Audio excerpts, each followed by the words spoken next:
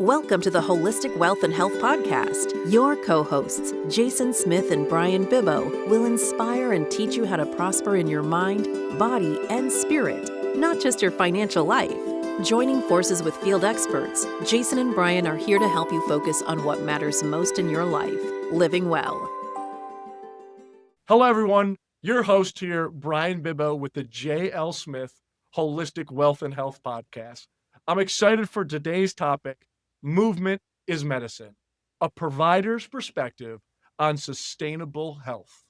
Today we have Michael Dembrowski, MS, PAC, is an assistant professor for the Physician Assistant Program at Baldwin Wallace University.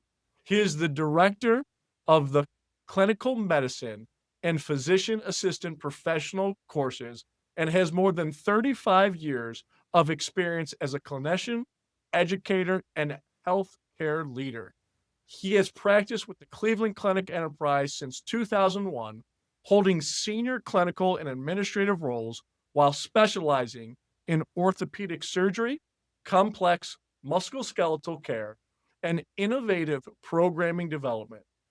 A dedicated educator and mentor, his academic interests include clinical medicine education, professional identity formation, competency-based assessment, and professional collaboration. He is a United States Navy veteran and has served 5 years active duty at the hospital corpsman. Mike, we're glad to have you. This has been a long time coming. Way too long. And thank you for that wonderful introduction. However, not corpsman. Those people are dead. It's corpsman.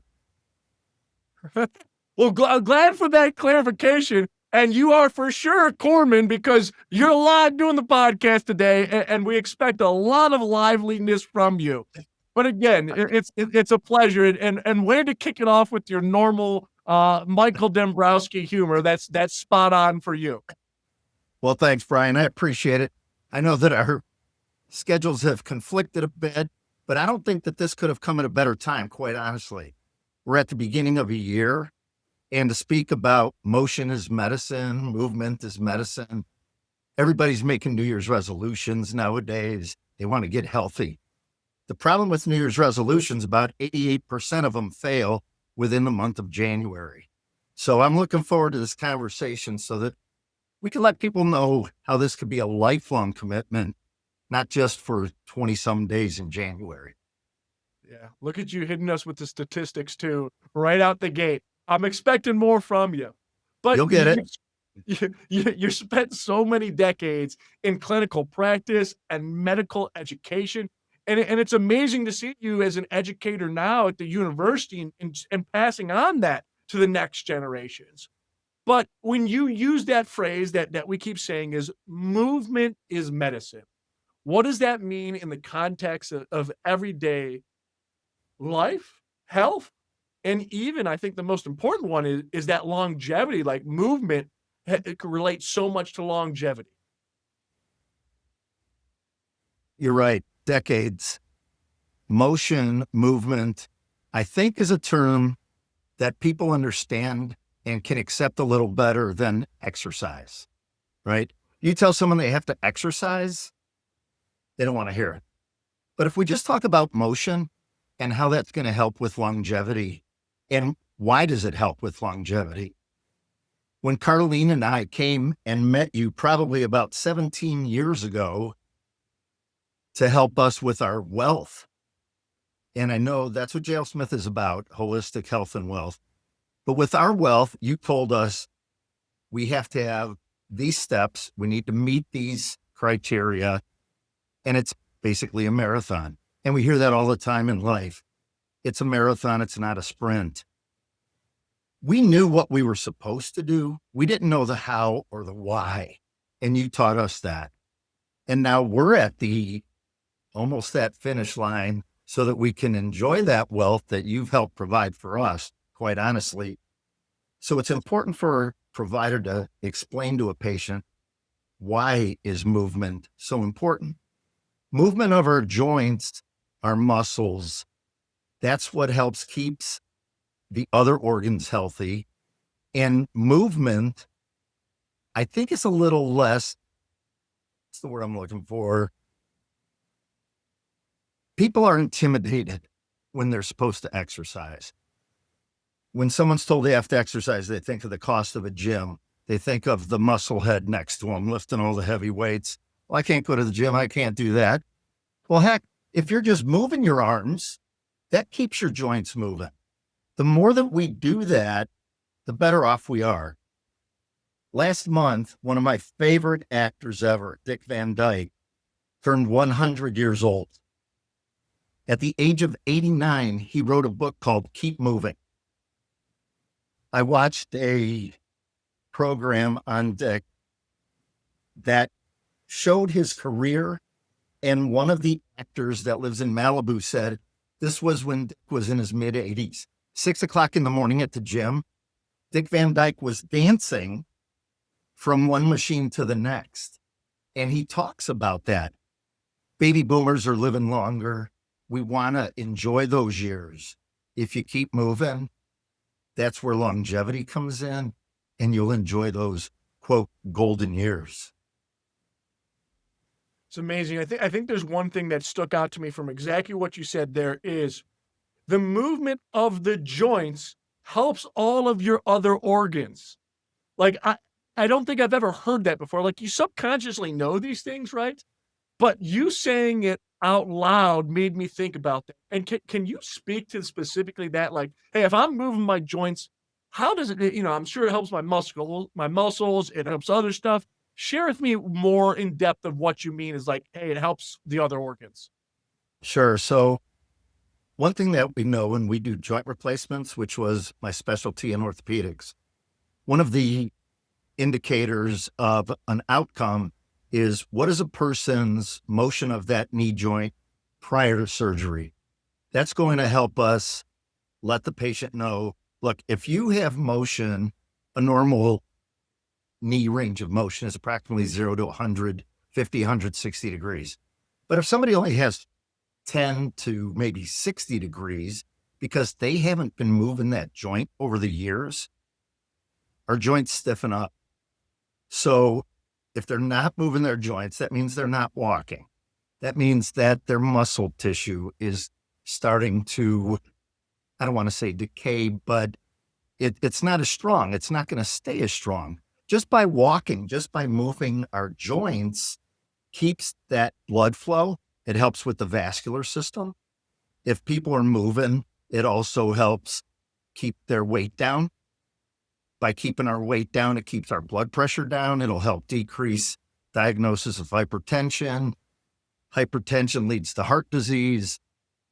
We're all pre-diabetics nowadays with the numbers that they come up with what our glucose should be. So we all are concerned about diabetes. Once somebody becomes diabetic, one of our largest concerns is kidney function. Kidney function can also cause hypertension, causes vascular disease. It also keeps us mentally focused, and brain health is just as important as joint health. We know that movement kicks in endorphins, feel better. Everybody feels better after they're up moving. People will have the argument, well, how am I supposed to move if I have arthritis or if I have back pain? I can sit here and move my arms. I can stretch. I can even, stand up, do standing from the chair, seated position to a standing position.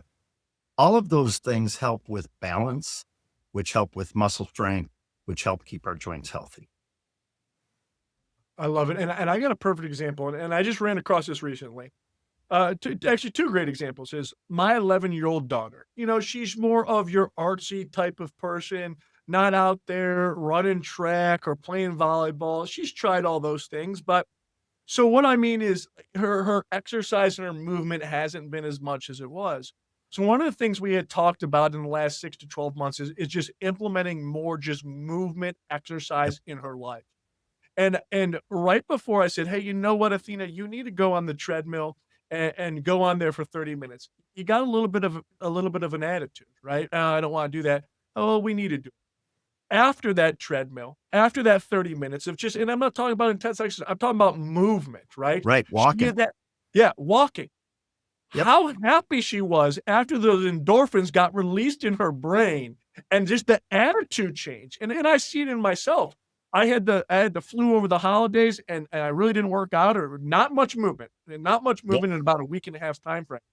How my sciatica started to hurt and my body started acting up. And then this week plus I've been back working out and everything else, and how much better I just feel from that movement.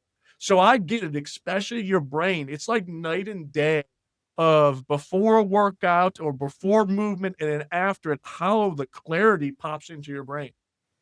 Right. And when you said, you told your daughter 30 minutes, that's a long time.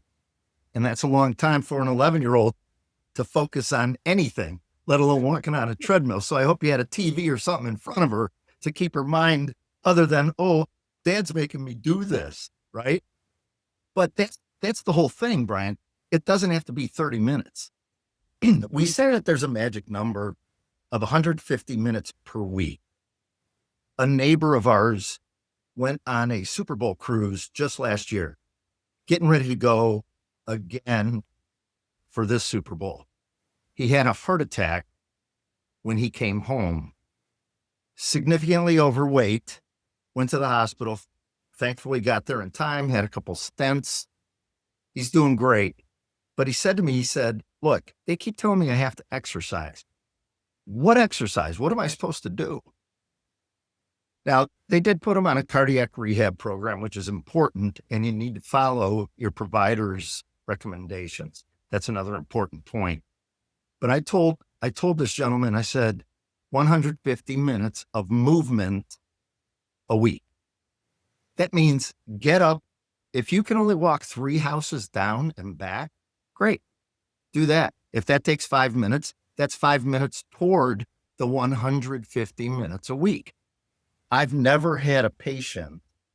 Well, I had one patient, but this guy took this to heart, so close to his heart. He just kept that in his head. He's down 60 pounds in the past year. And that's just from movement. Now he's back to swimming, gets in a pool.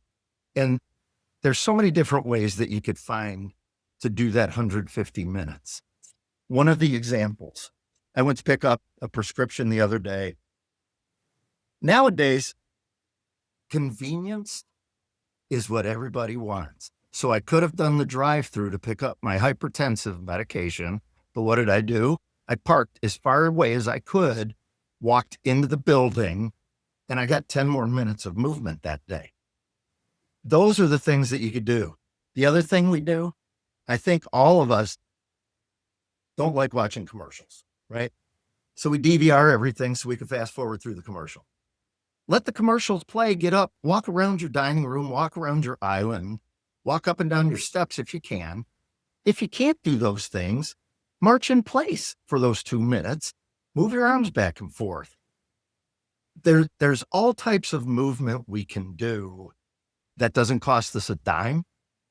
And it might not be the most convenient because I want to watch the show and not a commercial. Well, hit mute for the commercial and do some motion. That's all you have to do. Gosh, you gave us some real world examples. It doesn't take us going to swim an Olympic swimming pool or us lifting heavy weights and everything else. It's just that kind of move. But there's also the aspect of, I hear this all the time, is how important like just maintaining your strength, especially in your core or your muscles and that kind of stuff. And I know it doesn't take me to be that guy in the gym with the big muscles that's bench pressing 400 pounds. But would you also talk about with movement, is there a purpose of retaining some sort of strength? And what does that look like? So I'll use myself as an example. I used to run. I loved running. And I remember when I first started, there was an older gentleman that I was about to do a 5K with. He could tell I was nervous. It was probably my first or second one. And he said, make sure you enjoy this run. I said, well, I'm starting to enjoy running. He said, no, you don't understand. I want you to look around as you run, because most of the times you drive through these streets and you don't get to enjoy the scenery, right? I can't run anymore. I have bad knees, not from running. I want to stress that to people. You had to put My that in knees there. they're not from running. We don't do as many joint replacements on runners as we do as sedentary people, which proves the point, and that has to do with weight. But I'll get back to the question. And by just moving, it does help with that body strength, but you have to listen to your body also. Al Bubba Baker, he was a football player for the Cleveland Browns, had a great rib shop here in Avon, Ohio, and then went on Shark Tank and he got his boneless ribs and did great. But Bubba and I became friends, right? And he's a motivational speaker. He probably talks a little bit more than I do, even. Hard to believe. It's true. But he told me that he was talking to a couple of ex-NFL players, and they said, Bubba, I'm 60 or 75% of what I used to be. How am I supposed to do what I do? And he said, what do I tell these people? And I told him, I said, well, tell them to give 100% of that 60 or 75% that they are. We all have to stop doing things. I can't run anymore, so I started biking. Well, Northeast Ohio, you can't do that year round, so I bought it. I did buy a stationary bike, but I also swim now too. We have to listen to our body. Your body will tell you what you can and can't do, but any movement at all is what's going to help keep those muscles strong. And as I said before, people say, well, I don't want to buy weights. I don't want to. Okay. We all have a pantry. We all have soup. Get a can of soup. They're each a pound or so. Use those as your weights. If you can only lift 1 pound, that's okay. More reps, less weight. Keep that muscle strength going for you. You also talked in there, and I wanna tiptoe into this path of things. You gave a good example of a guy that had lost 60 pounds. You also talked about weight loss in there too. But what is the purpose of staying consistent, and how can we achieve maybe some better weight loss outcomes with this movement that we're looking at? Consistency. That's the whole thing. But here's the problem. We all get bored. I'm taking a walk every day. Well, I'm tired of taking that walk. Okay, so maybe drive somewhere else. Go to a park and walk. Or find somebody else, a neighbor, a friend, somebody that is also looking for the same goals that you are. And sometimes when we're walking with somebody, it doesn't quite feel like exercise. You have a conversation, all of a sudden you walked 15 minutes, don't even realize it. So there's ways to do that. We also can't get upset with ourselves when we take a couple steps back. I didn't move this week like I was doing for the past 2 months. Okay, hit the restart button. It's okay. It's not failure. And that's what we have to explain to patients. This is a long haul. You mentioned longevity, right? Again, marathon, not a sprint. We're going to make mistakes. Diet is important. Of course, I hate using the word diet. It's lifestyle. I eat this because, hey, I like these foods and I know they're better for me than eating pizza and wings every day. Do I still eat pizza and wings? Absolutely. I just don't eat them every day. And that's what we have to explain to patients. It's okay to have those things. It's make Saturday your cheat day, whatever day you want. Have a day where, you know what?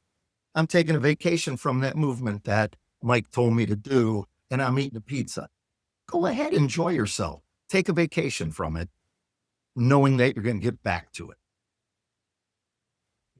And the thing that I'm hearing a lot of what you say is the language, like, and language affects people differently. Because when I say, you know what, Mike, you got to do exercise, it's almost a negativity in our brains.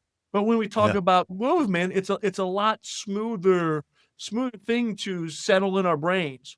Will you speak to some maybe more language that you've used over the years? I mean, you gave some great examples so far, but like lifestyle, like instead of diet, you said lifestyle. What are some good ones that we as listeners, or we can implement in our life to change things with that language? There are so many diets out there these days, right? Oh, you should do keto, you should do Mediterranean, you should. And patients come in and they say, what is the best diet for me? And I ask them, what do you eat now? Take me through it. Write down what you eat. This is a great thing that I think one of the best tools that a patient can use. Write down every single thing you eat every day for 1 month. Nobody wants to write down that they ate a dozen donuts for breakfast, a pizza for lunch, right? And Burger King or McDonald's or any other fast food. And I'm not putting down the fast food. It's making choices. That's all. If somebody loves bacon and eggs, okay, well, instead of a pound of bacon, eat a couple strips, right? If somebody has to write it down and look over that month of what they ate, I promise you, they'll stop eating a lot of those foods that they know if somebody picks up that piece of paper and saw what they ate, they're not going to want to do that. But you have to explain to patients why, right? So in orthopedics, I would tell a patient, look, we need to do something to help you. That's the key. We want to help you lose some weight. It's going to help your joints. Your knees are going to feel better. Here's why. Because every pound that you lose takes 5 to 6 pounds of pressure off your joint with every step you take. We tell people to walk 10,000 steps a day. If a patient loses 20 pounds, which most Americans can afford to lose, I'll even say 10 pounds, right? I tell them that's 50 to 60 pounds of pressure off each knee with each step you take. Multiply that by 10,000. So now the patient understands, right, why we want them to lose weight. I mentioned earlier, I had one that he was one of the few patients, but I did say, I had another patient. There was a patient from Pennsylvania that was coming to us for knee replacements. He was a school teacher. We saw him in March. He wanted to have it done over Thanksgiving break. So this guy had 8 months, to prep. And I said, do me a favor. Just try and get into that lifestyle. Move, watch what you eat, and just think about, wow, every pound I lose, I'm going to lose 5 to 6 pounds of these knees. He called me in September and said he wanted to cancel his surgery in November, but he wanted to come and see me. And I said, well, I don't understand why you want to come and see me. And then I thought maybe he's mad at me about something. He came to see me. This gentleman lost 80 pounds in 8 months. Wow. Just by moving and watching what he ate. And he said, the reason I wanted to come and see you, no one explained to me why I should lose weight. He said, my knees are better. I can at least walk now. And I think I want to wait until summertime because I can. We ended up doing his knee replacements about 3 or 4 years later. It's amazing. It's explaining, like you said, Brian, what do we tell these patients? What are the words that a provider should use? I think exercise is intimidating to people. I think the word motion or movement is a little softer, and patients, in my opinion, they know they can achieve movement. We all can move. Yeah. And if I want to share with you, like my personal health journey over the last 12 to 18 months. I have a group of advisors nationally that we get together, and a few of us, about 5 of us, decided to create an accountability group around motion, around healthy eating habits. So the first thing we set out to do was 5 days a week, you had to move. And for some people, hey, this individual is 70 years old, this advisor, The movement just looked like him going around his block with his wife. Yeah. For someone like me, it was getting on a treadmill, going at a 4 or a 5 speed, maybe a little bit of a jog going on. So we started there at that movement 5 days a week. But the one I want to get into is something that you spoke to, and I'm a testament to that, is the next goal that we had set in that accountability group was, hey, let's talk about weight loss goals. At the time, I was 208 pounds, and I set a goal of getting down to 188 pounds. So a 20-pound difference as a 6'1" male. Sure. And I started writing stuff down. And actually, what was the aha moment? I used technology. I used an app that I was able to plug in everything I was eating. And Right. when you saw the calories on some of these things, and don't get me wrong, I'm the guy, I love pizza, I enjoy it, but I did limit it to it 1 day a week. And I decided I'm gonna go, and this was for me personally, I'm not recommending it, but 6 days a week, I'm gonna do 2,000 calories a day. 1 day a week, I'm gonna do 4,000. There Sure. was things in there that I thoroughly enjoyed, like ranch dressing.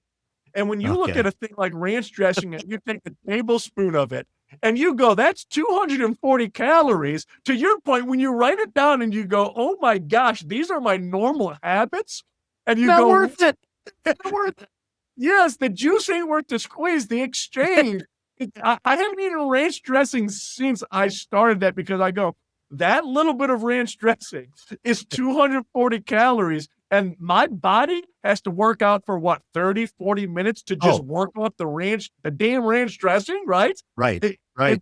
it blows your mind. But you brought up something I think that's so powerful, and I've lived through it because you can hear the passion in what I'm saying. Is like, I lost 20 pounds in 3 months just by writing down and paying Yep. attention to what I was eating. And you'll, to your point, is like, hey, if you're going, I had all this ranch dressing at this meal. The next meal, I'm going to go to McDonald's. The next, like, you're going to go, oh, and you don't realize that stuff in the moment, right? But when Right. you start writing it down and you go, oh, I did that the other day, and I'm going to do that again today, something's Yeah. wrong with my patterns, right? Yeah. Well, and the thing is, people think, oh God, I'm eating a salad. I'm being healthy. It's got fried chicken that's breaded on it, and you're putting a ton of ranch dressing and croutons and everything else. And all of a sudden, it's a 2,000 calorie salad. Yeah. Yeah. Like you go into restaurants and you go, oh, this chicken salad was 1,600 How is that? It's because what is in it. And it Right. gives, you got to find the alternatives, right? To your Exactly. point. And what I'm saying is there are alternatives out there. I mean, even if you just now, sometimes on salads, I'll just sprinkle some oil on there Right. just so it has a little bit of that wetness texture to get the salad so it ain't stuck in my throat on the way going down. And how much calories is that? Next to Right. nothing, right? So, here's the thing, Brian. We see patients come in, oh, I have this diagnosis. I need an MRI and I need this, this, this. And if you give me this pill, I think I'll be fine. Okay. So you went to Dr. Google, right? And Dr. Google told you what you have and what I need to do for Dr. Google to make you better. So let's go to Chef Google. Look up how to make a healthy salad dressing. What is the best alternative for me because I know that I have an inflammatory disease? What are the best foods for me? And there's significant chefs out there. Michael Simon is one of them who has inflammatory arthritis and wrote a book on different recipes for people with inflammatory processes. So when patients come to us and want to diagnose themselves and treat themselves and everything else, it's important. Yes, I get it. And a lot of times they could be spot on with their diagnosis, but let's do it the correct way. Just like I want you to start doing this motion or this movement the correct way. If somebody makes this resolution, I'm going to run a marathon, and January 18th, they go run a marathon, you think they're going to be successful? No, they're not going to be successful, and they're going to hurt. They're going to hurt like hell when they're trying to do this. Most people can't do that. It's so important to just explain to patients, this is a lifelong process. you want to enjoy those years later in life. We all have birthdays, but we don't know how many we have, right? We had a patient come in. She was 99 years old. It's one of my favorite patients of all time, 99 years old. She had a hip fracture a few years prior that was fixed. In elderly folks, we do try and do the surgery, whatever's best for them, in the fastest motion to get them back to where they want to be. Well, this woman, she was sitting there chatting like you and I are today. I loved her. And she said, I know I'm 99. I don't want to be in this wheelchair anymore. The fixation, it didn't hold, and she had been in a wheelchair. Now, this woman 6 months prior lives in an assisted living, but in her own apartment, does her own cooking, her own cleaning, and walks up and down the halls just to show everybody that she could walk up and down the halls at 99. All of a sudden, she couldn't. And she said to me, she said, if I die on that operating room table, it's okay. I don't want to live like this. I want to be able to move. That's what she said. And that's when I realized people want to move, right? So we promised her we would do the surgery. We operated on her 100th birthday. That was her birthday gift, was a hip replacement. I'll never forget the last time I saw her, and the only reason it was the last time I saw her was because I left orthopedics to go into one of those administrative positions you had spoke about. She walked in with her walker at 106 years old and was cooking her own meals again. Wow. And she said, and I brag going up and down the hallway with my walker, showing everybody, you just need to get out of that bed and walk. Yeah.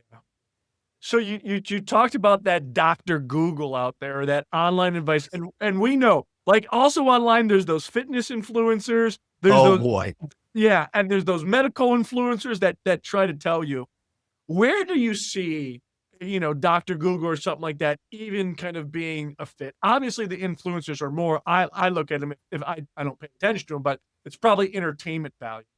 But Sure. is it like you use Dr. Google to say, "Hey, can I handle this at home, or should I just go to the doctor?" But like, I see so many people just trying to self-diagnose themselves, right? And that runs Right. into a problem. What do you experience in that realm? It can be challenging, quite honestly. And people, patients will argue, well, my neighbor had the same thing. That's another one. And they saw the doctor and the doctor ordered an MRI. Okay. You don't have those same symptoms. We went to school for this, and we're going on evidence-based medicine, right? Now with AI, that's another slippery slope, because you can put in symptoms. AI will tell you what they think the diagnosis is. Usually at the bottom of it, there's a disclaimer that do not take this as medical advice, go see a medical provider, but I'm not so sure that a lot of people take that advice. I think it's dangerous, right? If you do this diet, you'll lose this. If you take this gummy for men, they will lose their belly fat. Really? If that was true, do you not think that would be in every man's diet or on everybody's counter? It's not true. But if you just send $29.99 in 4 easy payments, right? You'll lose all the weight you want. Now, we'll get to the weight loss. There are GLP-1s out there now, and they're coming out with the oral medications. Look, I think it's a great thing that it is helping a lot of people achieve weight loss that maybe they couldn't. My fear with this is people are going to think, well, now I'm at the weight that my doctor wants me to be. I don't need to move. I don't need to do anything. I could sit here, watch TV, eat my pizza, eat my Big Mac, take my shot once a week, and not worry about it. That is going to be a decline in their overall health if they don't continue to move. It's important for the patients that are morbidly obese. We do need to help them get down to the weight so that they can move. So many people would tell me, well, with arthritis or with my work hours. How am I supposed to move? You keep telling me to move or lose weight. I took that to heart when patients would tell me that. My wife, Carlene, and I would get up at 4:30 every morning, and that's when we would do our workout.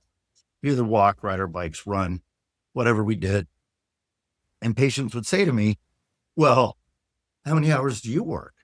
Well, a lot of times when I was working in the OR, it was 60-hour work weeks, but I'd still get up in the morning because they would ask, well, why do you do it? I feel better when I do it, right? In the OR, I'll never forget a couple patients saying, hey, did you run or swim this morning? Now we're in the OR at 6:45, 7:00. And I said, actually I did. And they said, oh, good. Cause I know you told me you feel better that if you exercise before you come to work, and I want you feeling good if you're going to help operate. So there's never an excuse about time. As I said, get up and walk during a commercial. I do set my phone timer now while being faculty at Baldwin Wallace. I'm at a desk a long time. Every hour it dings. I get up and walk at least 5 minutes. If you walk 5 minutes out of an 8-hour workday, there's 40 of your 150 minutes per week. Mm-hmm. So you can't say you don't have time. I mean, you've made it simple for someone, but a great takeaway was, hey, you know what? If I am overweight or I am morbidly obese, the goal of some of those medicines that are out there that can help achieve some of that weight loss is to get you back to more movement. It's not to Right. get you to stop moving because Correct. all of a sudden you hit some magical goal. The goal is Right. to get to where we should be as human beings and moving. Yes. Interesting study was done about joint replacements. Patients would say, look, if I get this joint replacement, I know I'll move. I'm going to lose that weight. People gained weight. And my theory is it was easier for them to get up out of their chair and get to the refrigerator without pain because they had a joint replacement. Wow. People actually gained weight over a year or two after a joint replacement. Jeez. You talked about another example of a joint replacement, and my mother had both knees done. My grandfather had both knees done at an early At age. the same time. Yeah, exactly. At the same time, they used to do them, and then he had them again at a later date. But when you think about those joint replacements and everything else, movement plays an integral role in it, right? After you have a joint replacement, how important is the movement? I'll tell you from experience. I had this right knee replaced. I'll give Trevor Murray a plug. There we go. There we go. I know you know Trevor. And so I had a partial knee replacement on my left knee, April of 2024, a total knee replacement, 2025, April. I knew that if I didn't get that motion, Trevor was not going to be happy with me, and neither was I, right? So when I was a corpsman, I worked physical therapy, and we worked with joint replacement patients. My very first job in medicine was at Southwest General Hospital as an orderly, which shows how old I am. Those patients used to come into the hospital 3 or 4 days prior to get a workup, make sure they get cardiac clearance. They would have betadine baths and all this. They'd have their joint replacement. They'd stay in bed for 5 days. Well, people are getting blood clots. People are getting pulmonary embolisms. People aren't able to move their joints. So over the past 40 plus years that I've been in medicine, I guess, I was up walking 3.5 hours after my knee replacement this past April. Wow. I was home by 5:00. I sent Trevor and my therapists. Within 2 weeks, I was able to go around on my stationary bike.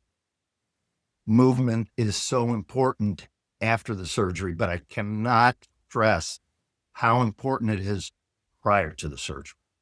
I tell everybody, you have to think this is your Super Bowl or this is your World Series, NBA champion, whatever sport you watch, and it's the ultimate championship game. That's how you have to look at this when you go into surgery for this. I think, unfortunately, we are a instant gratification society, right?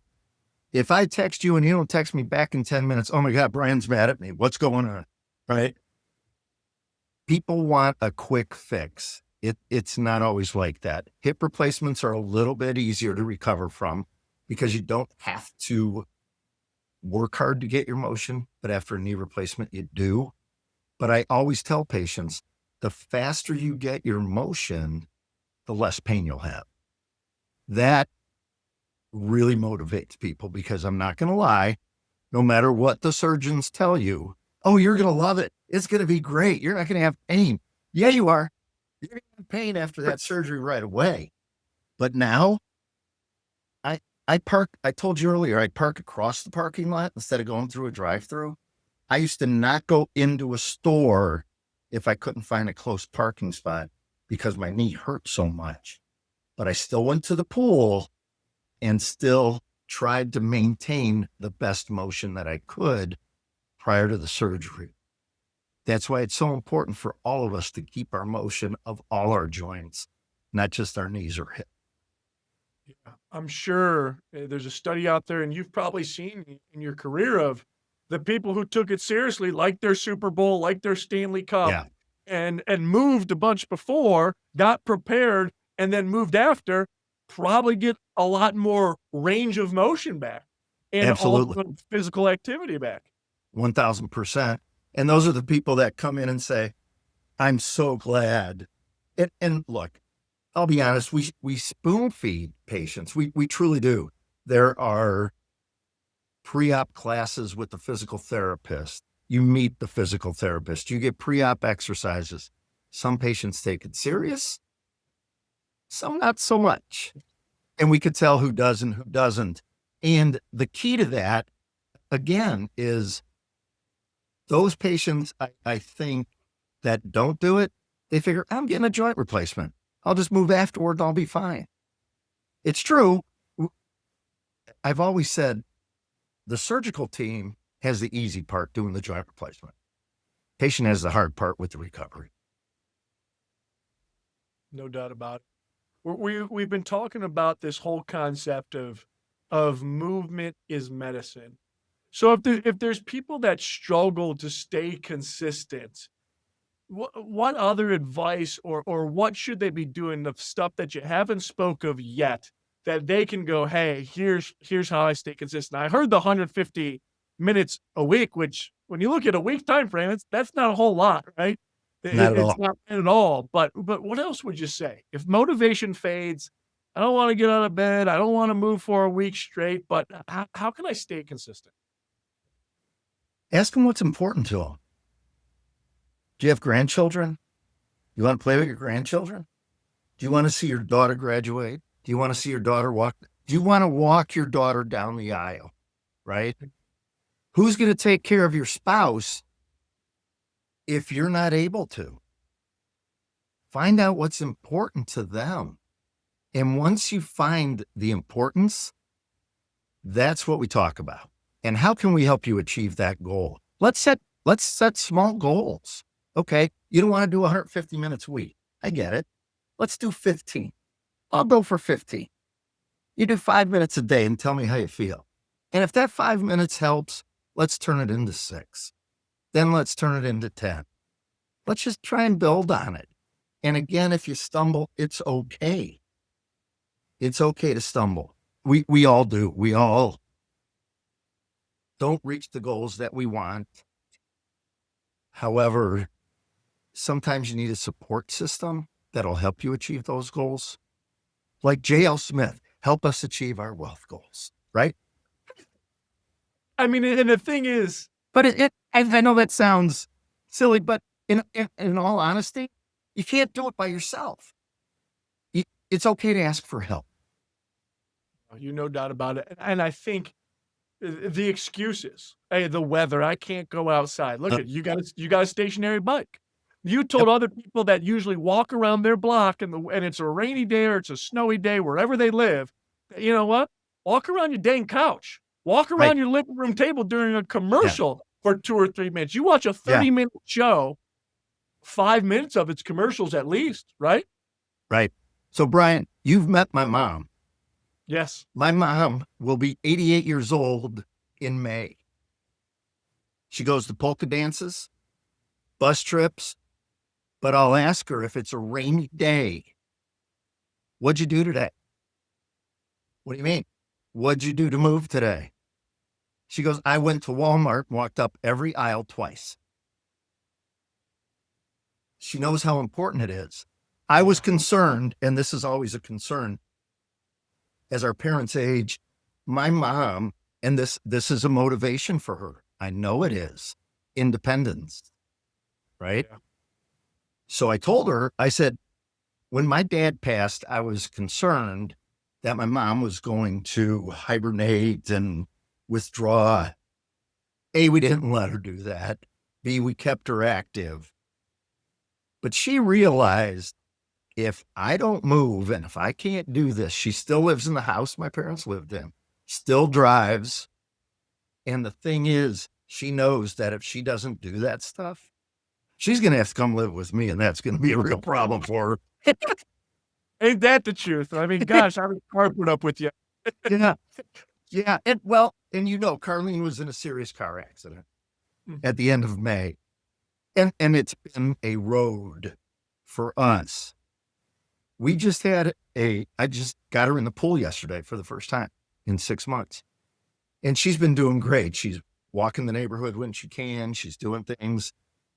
But we had a conversation just the other day that said, when we wake up every morning, I'm going to be 1% better today than I was yesterday. It's mindset. A lot of this is mindset. And I think when you ask, how do we get patients to really understand, and if there's a misstep and they don't do the motion or they don't want to do it for a week, it's okay to take a vacation from it. It really is. Take a break. But put a start date again, just like quitting smoking. Put a start date. And sitting sedentary is the new smoking. We hear that all the time. So get up, walk, don't smoke, and it's okay to take a break from it. Just get back to it. You sit on your couch today, all day, you smoked a pack of cigarettes and you didn't even realize it. Right. Exactly. It's true. Hey, if there's any of the biggest breakthroughs that you and I are going to walk away with here, and the listeners too, is we've talked about this whole concept of movement is medicine. But guess what? Movement is independence. Correct. And no one wants to give up their independence. I don't care what age that you are at. Like your mother, 88 years of age, me, going to be 40 this year. Do I want to give up my independence or be reliant on someone and have to use a walker or push around a wheelchair or have people like I saw with my grandfather when he had full-blown, not arthritis, but Alzheimer's disease, 6 people had to move him out of a bed. Right. You know, you don't want to give up that independence. So I think one of the things that we need to preach from the mountaintops is movement is independence. Continuing to move allows you to be independent. 1,000%. I couldn't agree more. And that's something I will definitely start telling my patients too. Like I told my mom. I mean, that's what I told her. You don't move, you're going to be living with me. Yeah. That's motivation for anybody. There we go. So all the audience, if you stop moving, you got to go live with Mike and you don't want to do that. You don't do that. I love it. That's but hey, one last thing that I ask everyone on the podcast, it's this. Sure. If there is one message you want to deliver to the world, what is that message? Be true to yourself. Right? There's so much going on in this world these days that just be nice, smile to somebody. If somebody's 10 feet away, smile. If they get within 4 feet, say hello. A smile means so much to people, but most of all, be true to yourself. I think that's one of the most important things you could possibly do, because if you're true to yourself, people will understand that and they'll see that in you and they'll trust you. And trust is everything being a provider. That's amazing. Hey, we're blessed to finally connect and make this work. We are I couldn't grateful. agree more. The audience, the listeners are grateful to hear what you had to say. I mean, we always just got to take away that movement is medicine, and more importantly, movement is independence. Thanks for your time. 1000%. Thanks, Brian. Thank you for listening to the Holistic Wealth and Health Podcast. We hope we inspired you to make changes so you can live your best life. If you want to find out more about what we do, or if you want to have a holistic wealth and health financial plan, please call 456-833-7000. Please subscribe to the podcast and share it widely with your friends and family. Financial planning and advisory services are offered through Prosperity Capital Advisors, PCA, an SEC-registered investment advisor with its principal place of business in the state of Ohio. J.L. Smith Holistic Wealth Management and PCA are separate, non-affiliated entities. PCA does not provide tax or legal advice. Insurance and tax services offered through J.L. Smith Holistic Wealth Management are not affiliated with PCA. Information received from this podcast should not be viewed as individual investment advice. Product discussions and illustrations are hypothetical in nature and will vary based on many factors, including, but not limited to, age, health, product, insurance carrier, and product design. You should consult the insurance carrier website and policy for detailed information. For information pertaining to the registration status of PCA, please contact the firm or refer to the investment advisor public disclosure website, www.advisorinfo.sec.gov. For additional information about PCA, including fees and services, send for our disclosure statement as set forth on Form ADV from PCA using the contact information herein. Please read the disclosure statement carefully before you invest or send money.